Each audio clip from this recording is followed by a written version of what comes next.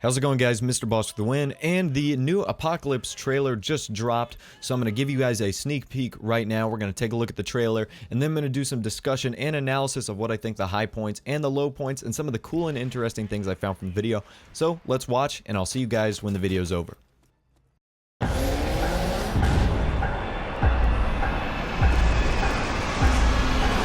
DLC 4 represents the last DLC pack for Black Ops 2, so we thought we'd go out with a bang.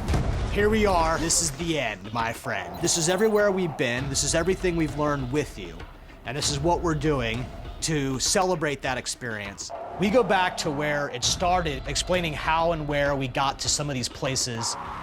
We do this through 4 very special MP maps: Pod, Frost, Dig, and Takeoff, and an entirely new zombies experience that we call Origins. Pod takes us to this awesome concept of a failed utopian village, and that's where your combat experience is. I love what I termed pod hopping. You're literally jumping from interior space that's pretty small and contained to another one, taking people out along the way as you cross this failed utopian village. You've got this amazing, clear-cut, small, medium, long-range engagements as you fight in, through, and around the pods. Frost takes place in Amsterdam. It's just been through a bit of a snowstorm. We split the map down the middle. There's a bridge over a frozen river, and we're having this pretty epic fight across the bridge and underneath it. You're using boats as cover. You're dodging and weaving, but you can just run across the river and get in their face. Takeoff brings us back to the fan favorite stadium. Let us make sure we give you a new vibe, a new atmosphere, a new look, a new theme. Takeoff's got this pretty ambitious idea about a rocket launch facility that's floating out in the ocean, but that layout, those flanking paths, those routes, those are gonna seem quite familiar to you. We're gonna take a map and give them a way to love it in all new ways. Dig explores an archaeological site that is being excavated, and we pay homage to an MP map that we had in our game Call of Duty World at War, Courtyard. But also, Dig is its own map, with its own lanes, its own battles, and its own experiences. And Dig gives us this opportunity to give back to the fans. Dig is one of my favorite maps of all time.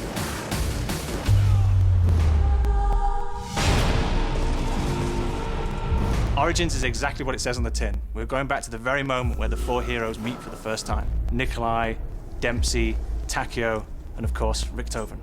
This is not for the faint-hearted. These characters are meeting surrounded by the horrors of war. We have a larger scale than we've ever done before, further enhanced by dynamic weather from rain, fog rolling in, snow falling.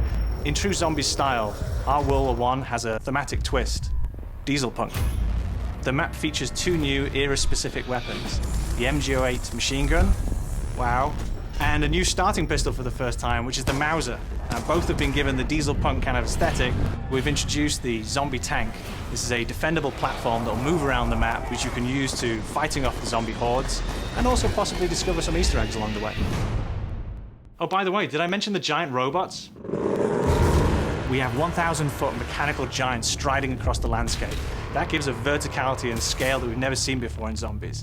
It also provides hazards or opportunities for the skilled player. This zombies map really has to be seen to be believed.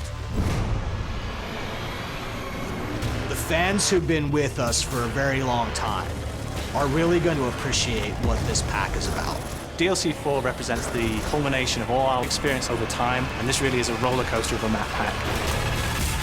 Apocalypse will be available on August 27th, first on Xbox Live.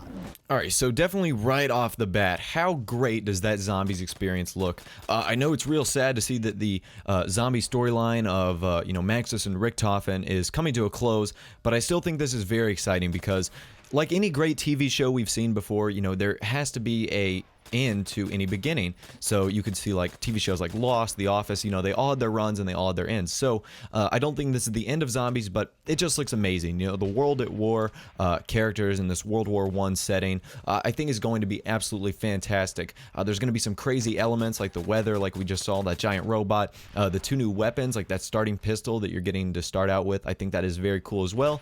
Real interesting features. But let's talk about the multiplayer. You know, that's you know, a very important aspect for me too. A lot of people are gonna, you know, whine and complain that, oh, you know, they brought back 2 multiplayer maps that we've seen before, but Treyarch has done a great job of getting feedback and saying, hey, which maps did, you know, the players from World at War and Black Ops 1, which ones do they like the best? And so far we've gotten Stadium, Nuketown 2025, we've gotten Firing Range, and we've gotten Summit. Probably some of the best maps in Black Ops 1.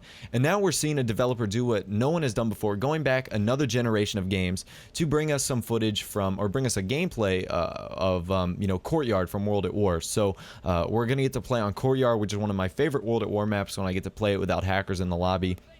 You know, they've added their own unique twists and styles to them. The one thing I'm worried about with the Stadium remake is the rocket that's going to be in the middle of the map. So, you know, is that going to be, you know, a problem like it was on launch where the entire screen shakes when the rocket goes off? Hopefully, you know, Treyarch has learned their lesson on this and they won't be doing anything foolish like that. But yeah, I'm very excited. I think Frost looks cool. It kind of looks like a Berlin Wall without the giant wall, but instead of, you know, a bridge has replaced it. And, you know, Pod looks really cool. You know, the modern utopian society. Hopefully they, you know, they balance the map pretty well, because those pods could be super duper camping, you know, systems for people to, you know, hide in and just, you know, flank people. So hopefully they do not do that. Hopefully all the maps play very smooth and very crisp. But yeah, guys, that's really my analysis on what I think of this Apocalypse gameplay and what we're going to see in the next few weeks. Again, if you don't know, it's coming out on August 27th, so I know a lot of you guys are going back to school then, and I know it's quite unfortunate, but this should be a good DLC since it is going to be the last one of Black Ops 2. Anyways, guys, thanks for watching. My name is Mr. Boss the Win. Be sure to like, favorite, and subscribe. Take care, and of course, I'll see you guys in the next video.